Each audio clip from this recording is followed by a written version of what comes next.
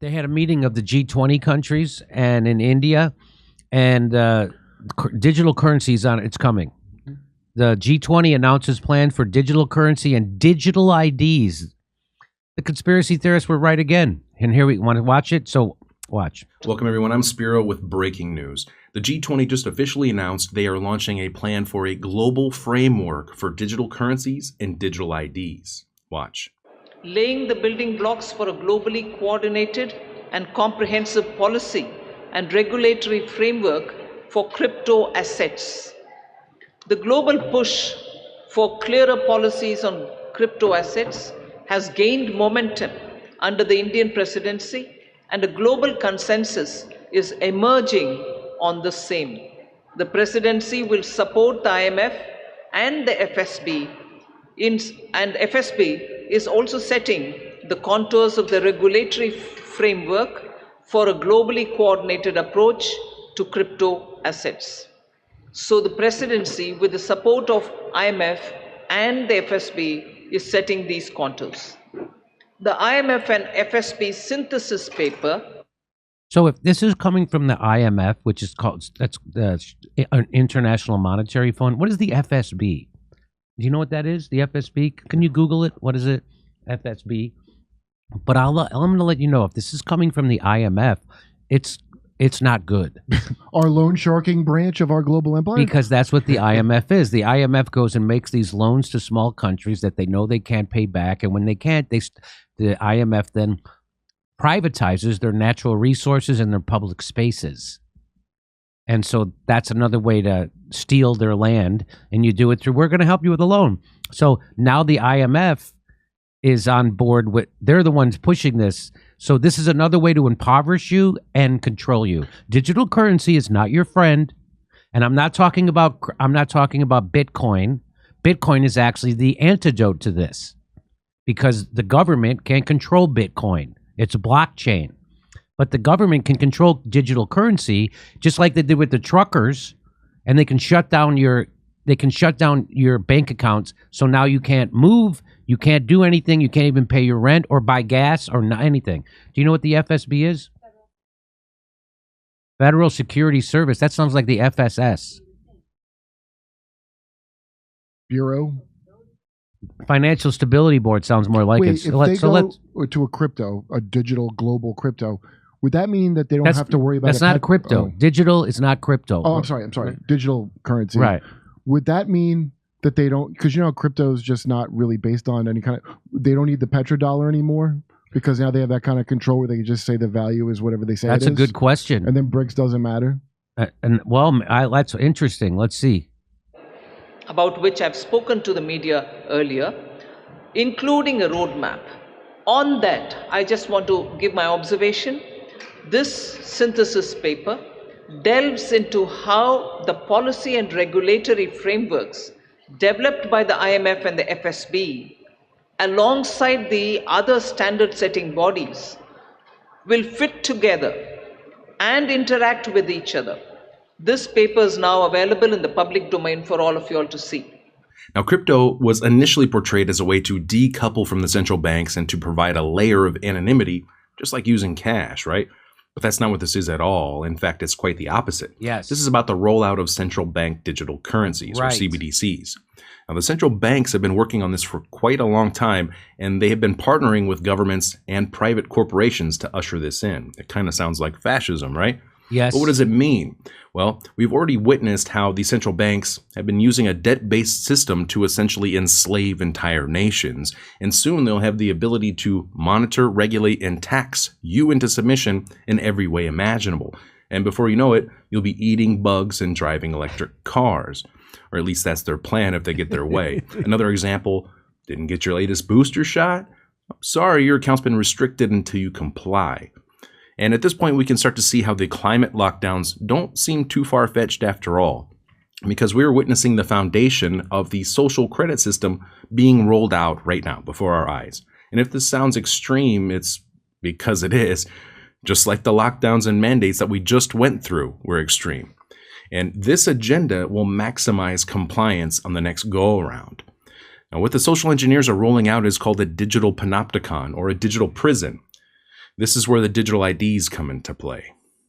The third one, which I'd like to draw your attention to, is the financial inclusion and productivity gains through digital public infrastructure. India, as you all are aware, through the India Stack, became the first country to develop all three foundational DPIs: the digital identity, the real-time fast payment, and a platform to safely share personal data without compromising privacy. So, Personal. So India's doing all three of them, and the last one is and a way to safely and securely share personal data. That means like your government ID and all your data. Probably your medical records, probably your social security, all that stuff is going to be on your digital ID. That's what they're doing. I like to think of the government as a friendly bathroom attendant. You know how happy you are to have a person in there while you share. Did this concept in the G20 financial inclusion agenda by formulating G20 policy recommendations for advancing financial inclusion and productivity gains through digital public infrastructure. Financial inclusion through digital public infrastructure. Yeah. It all sounds great. Doesn't it sound nice?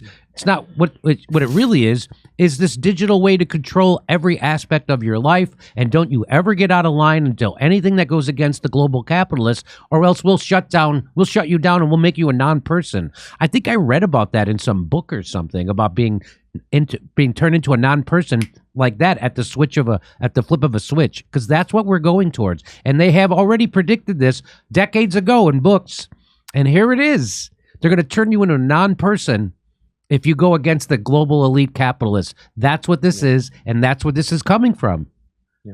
And what it is, Jimmy, it's a centralized digital currency where the government will control it from behind, not unlike Bitcoin, which is decentralized, That's right, where they can't control it. And what they're planning on doing is hooking your finances to this digital ID. So if you travel somewhere, it's a digital passport that you're not allowed to go to, they can just withhold your money and shut it off at any time. That's right. They can look at your social media. We don't like what you said, Kurt. We're going to shut it off. That's the whole plan for this. And these are BRICS countries that are inside the G20 too. So it's not like it's a multipolar kind of situation. Yeah, it's right. the whole freaking But don't a world lot that's of getting companies involved go with this. buy these Indian politicians. I mean, India's like Bill Gates is a big fan, isn't he? Yeah. Like, The fact they're announcing it now means they're about ready to roll it out. And once we go down this road, I'm not sure we can come back. The G20 announcement also coincides with what I believe Elon Musk has planned for X, as they have recently announced they've obtained approval for payments, including cryptocurrencies, and will begin to collect users' biometric data and other personal information this month. Kind of sounds like compliance with the global digital ID agenda that was just announced at the G20, but that's just my opinion, right? Maybe, maybe not. I hate to say it, folks, but it looks like the conspiracy theorists were right again. We warned that the measures used during COVID-19 '84 would be used to erect a new and improved, all-encompassing digital surveillance and police state, the likes of which humanity has never seen. And here it is. It's disguised as a solution, as progress, as inclusion, so no one's left behind. Inclusion. Because at the end of the day, we will all be slaves under this new system of control. the internet is a human right, Jimmy. So that's scary, and that's the kind of stuff that is going right past a lot of politicians. You brought it up with when Craig, when you interviewed Cornel West, you brought it up, and how did that go? I don't think he was aware of it whatsoever. Any type of global entity out there, existential threat out there, one of them being CBDCs. And I believe that in his initial rollout, he had it as part of his platform, but then it's all of a sudden gone. He did have it. Okay. Yeah.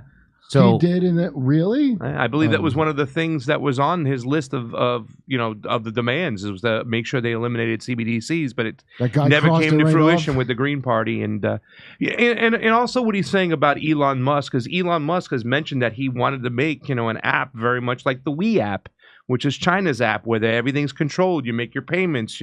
Everything is controlled in one thorough app. So there's a lot of people believe that that's what X is headed towards.